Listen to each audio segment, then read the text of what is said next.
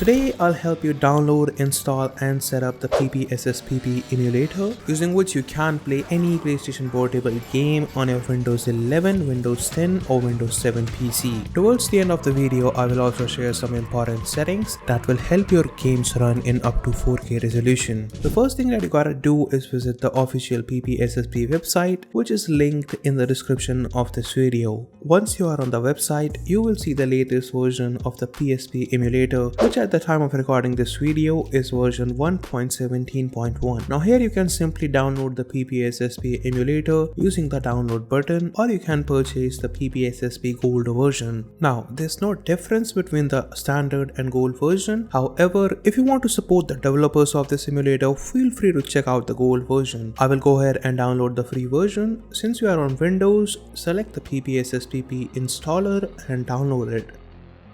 Once downloaded, follow the on-screen instructions to install PPSSP on your PC. Unlike some other emulators, like the PCSX2 emulator, there's no need to download a BIOS file for playing PSP games on PC. So simply go ahead and open the emulator. As you can see, the emulator has booted up. To make it full screen, press F11 on your keyboard.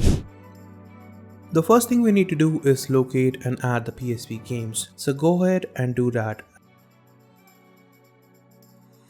As you can see, I have located my PSP games and the emulator is now reading them. The PSP games are available in two formats, namely ISO and CSO. Both of them work fine. The CSO games are just a bit small in size. I can't really tell you where to download PSP games from, but you can check out some free PSP games in the homebrew section of this emulator. So if you want to, feel free to download games like Cave Story. If you have an Xbox or a PlayStation controller lying around, now is the right time to connect it to your PC. Also, if you don't have a controller, don't worry, as the emulator can be used using keyboard input. Just remember the input buttons correctly. We can even navigate within the emulator interface using just our controller. Now that we have the games and controllers set up, let's check out some important settings.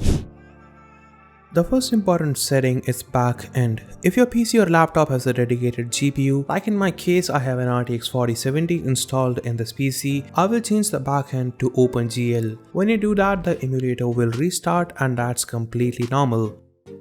If you have a low-end PC or one with an integrated GPU, you can use any one of the DirectX backend versions or Vulkan as well. That said, PSP games don't really require much hardware to run at full speed. So if you have a PC that was manufactured in the last 10 years, you can try OpenGL. The next important setting is the rendering resolution. Once again, if you have any modern PC, you can go all the way up to 8 times the PSP resolution, which is 4K resolution, or you can select 4 times the PSP resolution, which is 1080p. Both of them look good and are miles ahead than the native PSP resolution. Next, go to the texture scaling section and change the upscale level to 2x or 3x. The next 3 settings I'm gonna discuss are perfect for low-end or old computers. So the first one is lazy texture caching. You can turn this on. Next up, we have to disable the buffer effect, so turn this on as well. And finally, we have spline quality. Please change it to low.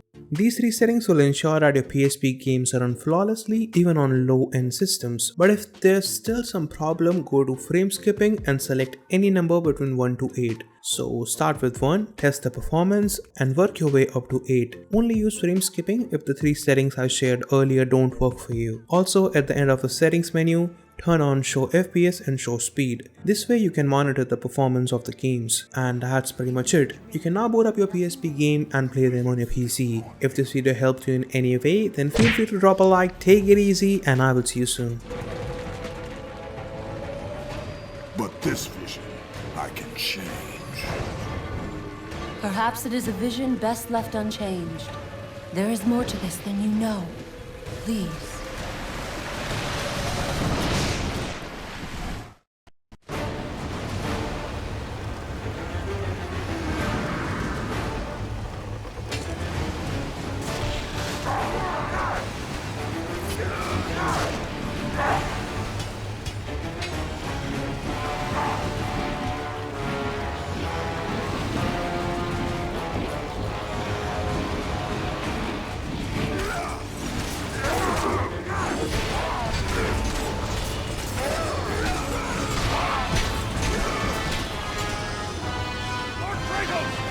Before I can leave!